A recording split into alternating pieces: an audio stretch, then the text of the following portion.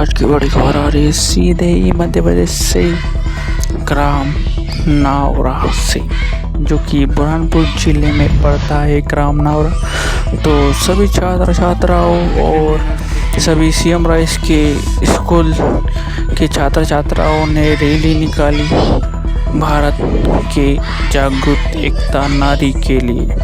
तो देख सकते हो सभी ग्राम नावरा के पंचायत के सदस्य और स्कूल के शिक्षक और टीचर्स सभी मौजूद थे। देख सकते हो इन तस्वीरों में किस तरीके से रैली निकाली गई। आप तस्वीरें देखिए और खबर सुनते जाइए और किस तरीके से सभी छात्र छात्राओं ने नारे लगाए। धन्यवाद। खबर सुनते रहिए और लाइक सब्सक्राइब कीजिए।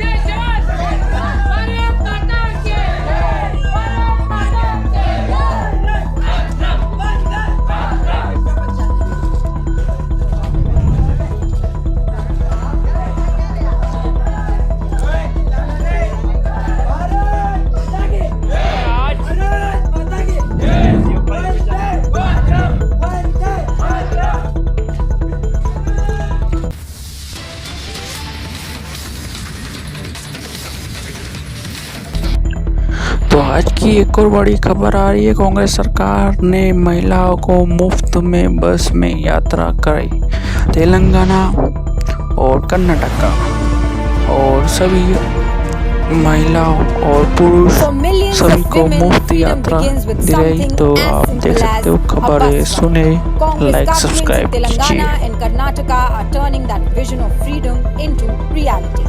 In Telangana, women and transgenders ride free on state buses, prioritizing safety, dignity, and independence.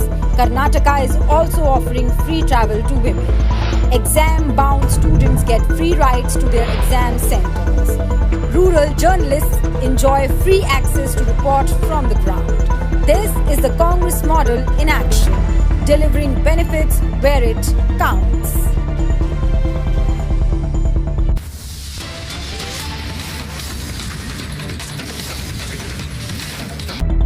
एक और बड़ी खबर आ रही है सीधे ही दिल्ली से। तो खबर ये आ रही कि मल्लिकार्जुन खड़गे जी ने विरोधी पक्ष के आमने सामने लड़ाई हुई, तो उसमें क्या बोला और खबर सुने। क्योंकि सच्चाई देश के सामने है। What do you think today's massive protest is really about? Why do you think the opposition is marching to the Election Commission? The answer is vote chori, vote theft.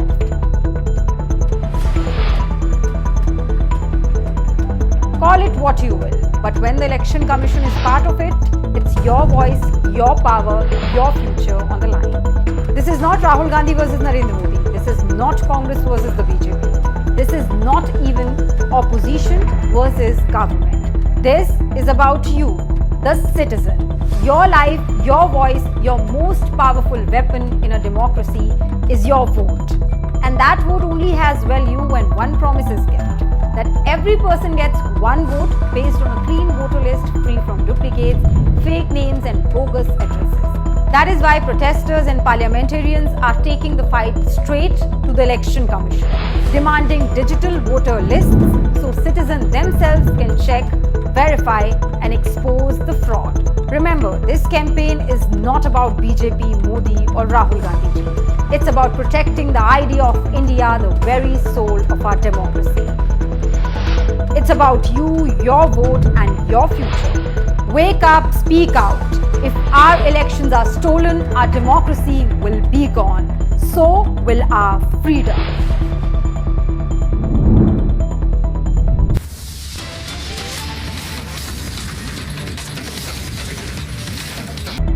तो देख सकते हो दिल्ली में किस तरीके से राहुल गांधी ने और विपक्ष के इन तस्वीरों में आपको दिखाई दे रहे हो युवक राहुल गांधी जी के बारे में क्या कहा, सुने खबर और पीटीआई के द्वारा खबर दी जा रही है। नापदंड हर एक चोरी जो है राहुल जी ने एक्सपोज कर दी है, फैक्ट्स के साथ एक्सपोज कर दी है। और अब लोगों के लिए इस देश के संविधान ने सबसे बड़ी ताकत वोट ही की तो दी है हमारे देश के लोगों को, और उसको भी अगर बीजेपी छीनना चाहेगी, चोरी करना चाहेगी तो यूथ कांग्रेस चुप नहीं बैठेगी। आगे से ये बीजेपी वाले सोचे भी नहीं कि वोट चोरी करना भी कोई चीज होगी।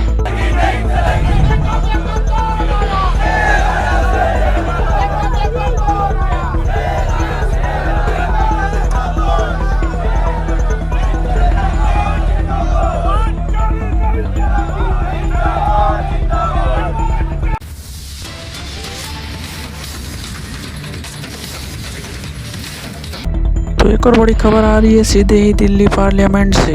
तो पार्लियामेंट में जितनी भी जनता विपक्ष किस लिए खड़े है, तो विपक्ष लोकतंत्र के जागरूक करने के लिए खड़े हैं। तो खबर सुने। आपको क्या लगता है आज पूरा विपक्ष सड़कों पर क्यों है? आज विपक्ष प्रोटेस्ट क्यों कर रहा है? सब इसलिए ताकि आपके वोट का अधिकार बचाया जा सके। ये सब इसलिए क्योंकि आपका वोट चोरी किया जाता है। ये सब इसलिए क्योंकि आपके वोट का अधिकार खतरे में है। इस संविधान की नींव खतरे में है, ये संविधान खतरे में है। 1 पर्सन 1 वोट, एक व्यक्ति एक वोट, ये खतरे में है। जो बिहार में हुआ वो कल आपके साथ भी होगा। इसीलिए आपको आज विपक्ष का साथ देना होगा, क्योंकि अगर आज आपने विपक्ष का साथ नहीं दिया तो बहुत देर हो जाएगी। जैसे बिहार में तमाम लोगों के वोट काटे गए हैं, वैसे ही कल आपका वोट काटा जाएगा। ये लोकतंत्र पर हमला है, ये संविधान पर हमला है। इसीलिए आज आपको विपक्ष का साथ देना होगा, क्योंकि ये लड़ाई अब राजनीतिक नहीं है। ये लड़ाई अब आपके अधिकार की लड़ाई है और राजनीति से कहीं ऊपर है। और ये जो लड़ाई है ये राजनीतिक नहीं है, ये कॉन्स्टिट्यूशन की लड़ाई है। कॉन्स्टिट्यूशन को बचाने की लड़ाई है। 1 मैन 1 वोट की लड़ाई है। इसीलिए हमें साफ प्योर वोटर लिस्ट चाहिए। ये कांग्रेस वर्सेस बीजेपी नहीं है, ये पक्ष वर्सेस विपक्ष नहीं है, ये राहुल गांधी वर्सेस नरेंद्र मोदी नहीं है। ये आपके वोट के अधिकार को बचाने की लड़ाई है और इस लड़ाई में आपको विपक्ष के साथ उठ खड़ा होना होगा। आपको विपक्ष के साथ आवाज उठानी होगी, अपने अधिकार की आवाज उठानी होगी, अपने वोट के अधिकार को छीनने से रोकना होगा। विपक्ष मांग क्या कर रहा है? विपक्ष की बहुत छोटी सी मांग है, एक व्यक्ति एक वोट, 1 मैन 1 वोट। जो हमारे संविधान की नींव है, जो हमेशा से इस देश में होता आया है, लेकिन अब वो खतरे में है। यही विपक्ष की मांग है। विपक्ष इलेक्ट्रॉनिक डेटा की मांग कर रहा है ताकि उसका सार्वजनिक रूप से ऑडिट हो सके, उसको मशीन में स्कैन किया जा सके, लेकिन इलेक्शन कमीशन के मानने के लिए तैयार है। विपक्ष एक साफ सुथरी मतदाता सूची यानी वोटर लिस्ट की मांग कर रहा है। एक साफ सुथरी वोटर लिस्ट जिसमें कोई डुप्लीकेट नेम ना हो, कोई फर्जी पता ना हो, जिसमें वोटर लिस्ट के साथ कोई मैनिपुलेशन ना किया गया। विपक्ष की ये मांग मानने के लिए सरकार तैयार नहीं है, इलेक्शन कमीशन तैयार नहीं है। विपक्ष को रोका जा रहा है, लेकिन अब ये लड़ाई राजनीतिक नहीं है, ये आपके अधिकार की लड़ाई है और इस लड़ाई में आपको विपक्ष का साथ देना होगा। अब आपके वोट के ऊपर सीधा सीधा हमला हो रहा है और अगर आज नहीं जागे तो कल बहुत देर हो जाएगी।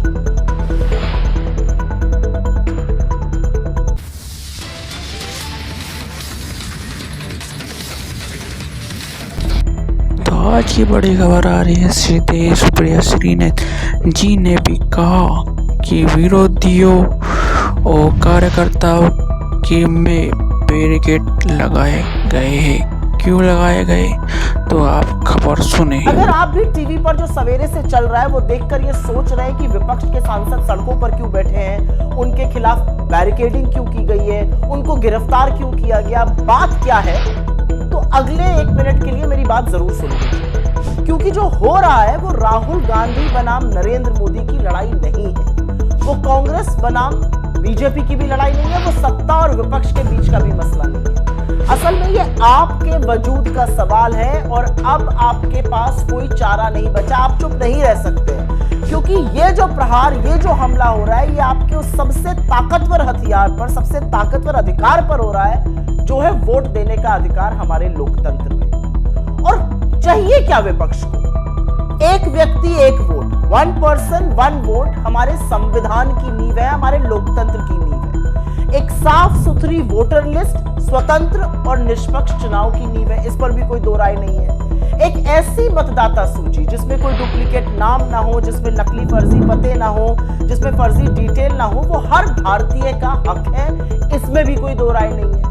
तो चुनाव आयोग से हमारी मांग क्या है? यही तो मांग है कि एक डिजिटल वोटर लिस्ट उपलब्ध करी जाए जिसका सार्वजनिक रूप से ऑडिट हो सके। एक ऐसी डिजिटल कॉपी दीजिए जो कि मशीन से पढ़ी जा सके और उसका एक ऑडिट हो सके।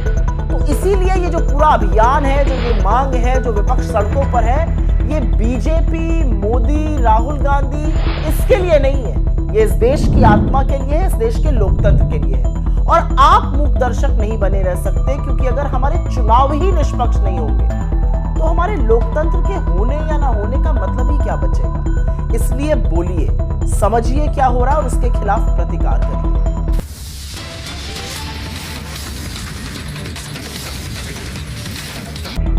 आज की बड़ी खबर आ रही है। सीधे ही नरेंद्र मोदी जी ने सभी गाँव वालों को और घर वालों को किस तरीके से ये सिर्फ नल नहीं, ये तो डॉक्टर भी है। गांव वालों को पानी की बीमारियों से बचाता है। ये हमारे लिए तो ये भगवान है। गांव की बहू बेटियों के कष्ट भी हरता है। तो देख सकते हैं 9 करोड़ ये तो एक टाइम मशीन है। इसकी वजह से हम लड़कियों को और समय मिलने लगा है। वैसे आपके यहाँ तो आता है ना, आप खबर सुने और नल से जल खबर में आप इन तस्वीरों में देख सकते हो किस तरीके से एड किया गया है। पेयजल पहुंचा है, वहां अब बहनों का समय बच रहा है।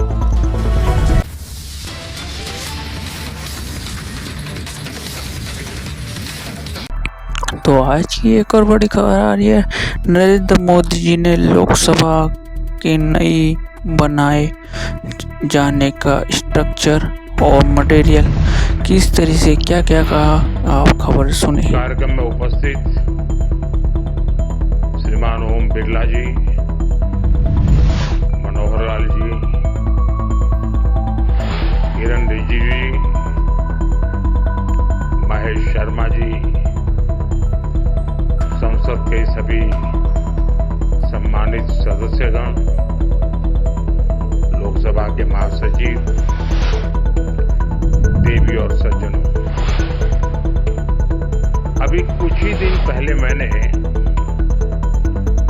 कर्तव्य पथ पर कॉमन सेंट्रल सेक्रेटेरिएट यानी कर्तव्य भवन का लोकार्पण किया है और आज मुझे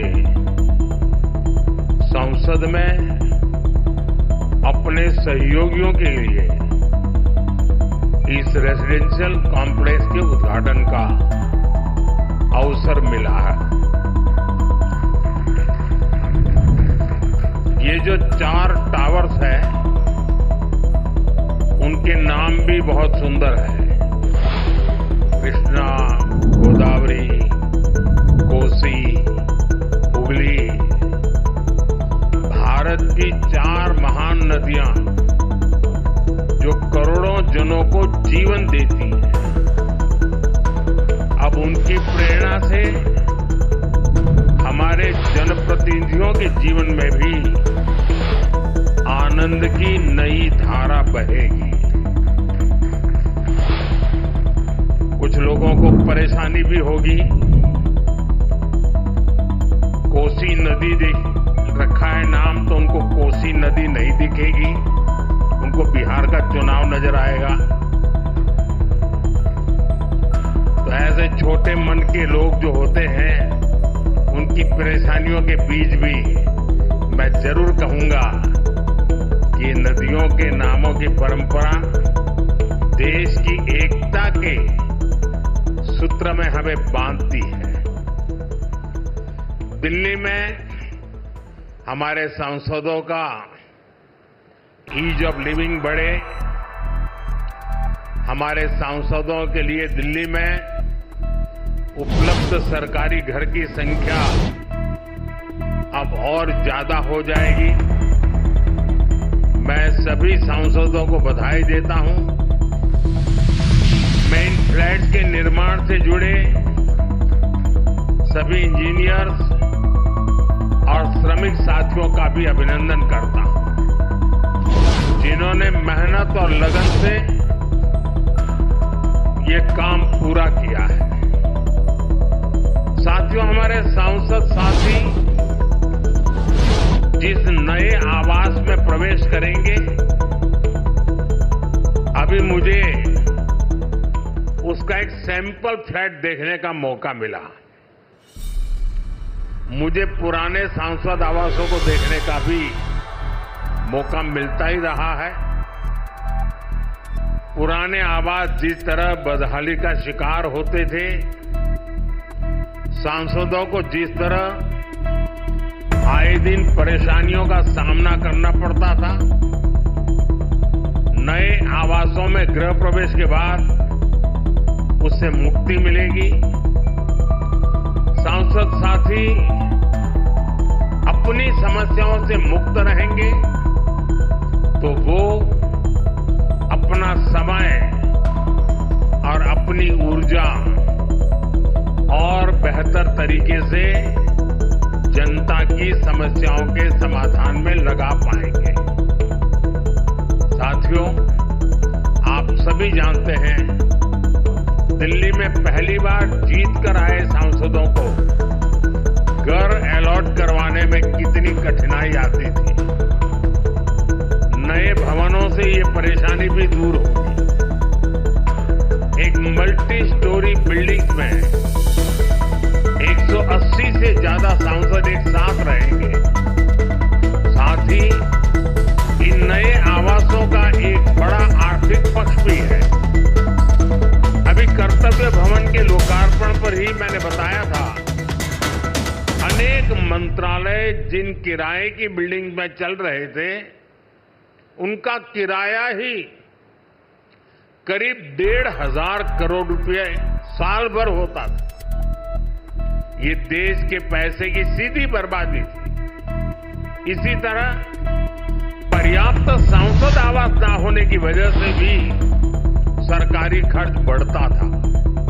आप कल्पना कर सकते हैं, सांसद आवास की कमी होने के बावजूद 2004 से लेकर 2014 तक लोकसभा सांसदों के लिए एक भी नए आवास का निर्माण नहीं हुआ था।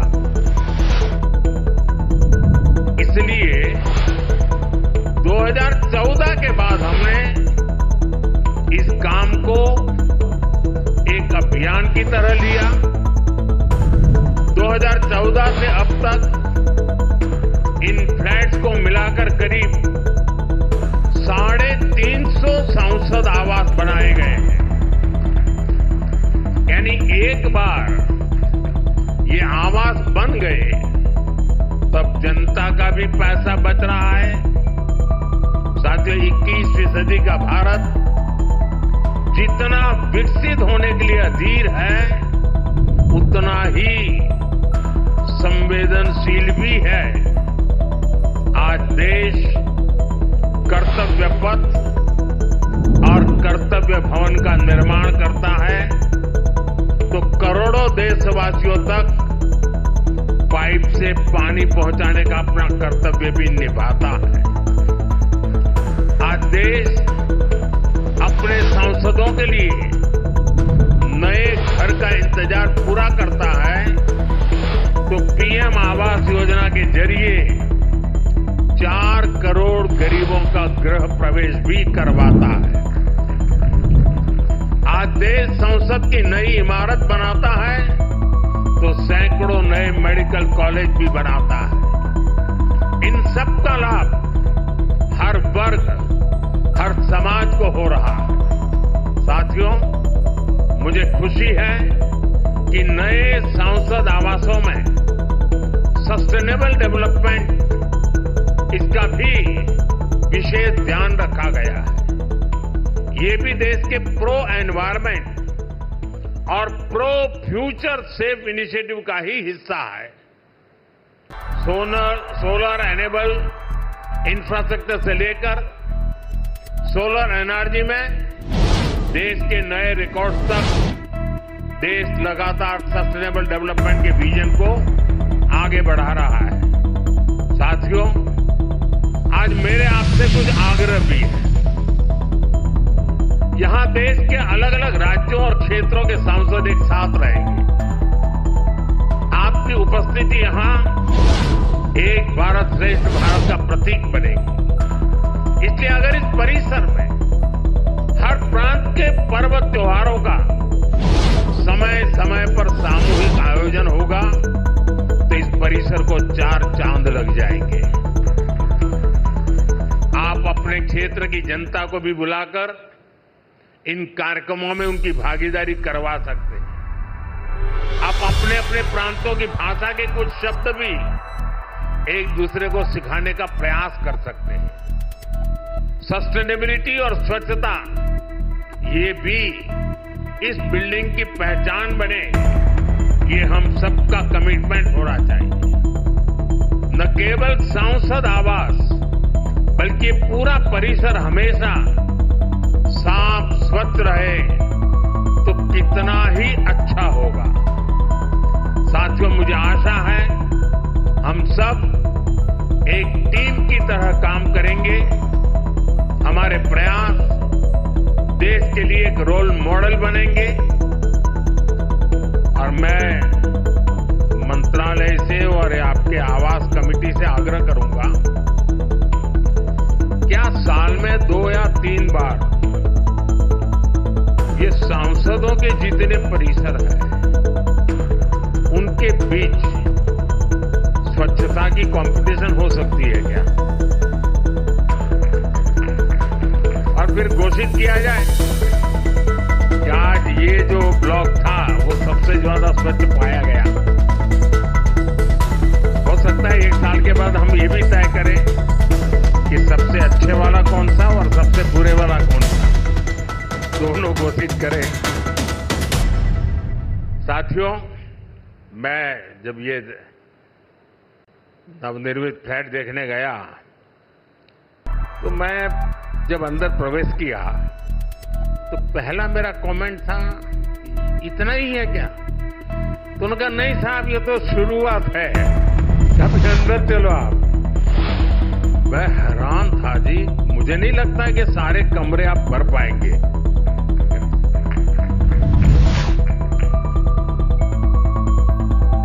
काफी बड़े हैं। मैं आशा करूंगा इन सब का सदुपयोग हो। आपके आपके व्यक्तिगत जीवन में, आपके परिवार जीवन में ये नए आवास में एक आशीर्वाद बने।